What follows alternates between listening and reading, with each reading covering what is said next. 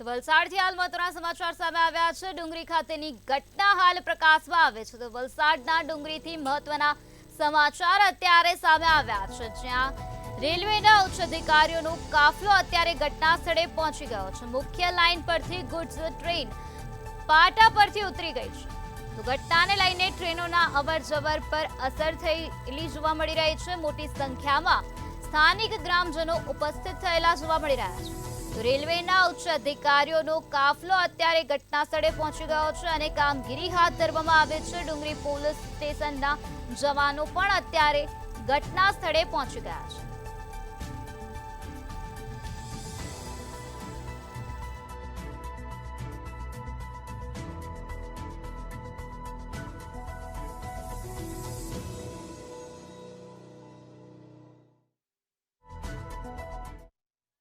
કઈ રીતની રાકેશભાઈ કઈ રીતની ઘટના બની છે ને શું અત્યારે કાર્યવાહી હાલ ચાલુ છે?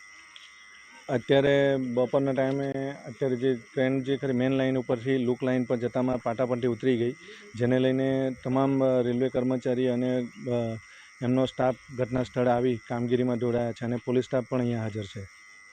આને લઈને કેટલી અવર જવર પર અસર પડશે?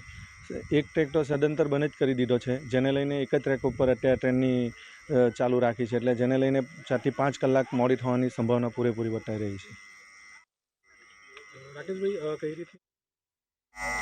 એક તરફ વલસાડ જિલ્લામાં ભારે વરસાદ, તમામ જિલ્લાની અંદર ભારે વરસાદ પડી રહ્યો છે, ત્યારે ડુંગરી પાસેની ઘટના છે। આ દ્રશ્યો બતાવીશ મંતવ્ય ન્યૂઝની ટીવી સ્ક્રીન ઉપર। ડુંગરી પાસેથી મુખ્ય જે ગુડ્સ ટ્રેન છે કે મુખ્ય લાઇન પરની જે મુખ્ય ગુડ્સ ટ્રેન છે તે પાટા પરથી ઉતરી પડી છે। વલસાડના ડુંગરી પાસેની આ ઘટના છે। તમામ જે રેલવેનું જે તંત્ર છે તે તો હાલ દોડતું થયું છે।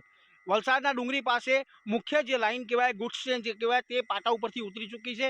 અહીં તમામ રેલવેના અધિકારીઓ, ડુંગરી પોલીસ સ્ટેશનના અધિકારીઓ, જવાનો સહિત જે તમામ છે તે દોડતા થયા છે। સાથે સાથે ડુંગરી ગામ તેમ આસપાસના ગામો પણ મોટી સંખ્યામાં અહીં જોવા મળી રહ્યા છે।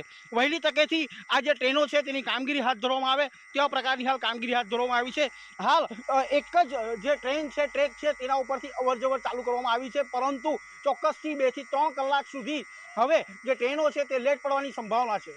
મયુર જોશી, મંતવ્ય ન્યૂઝ, વલસાડ।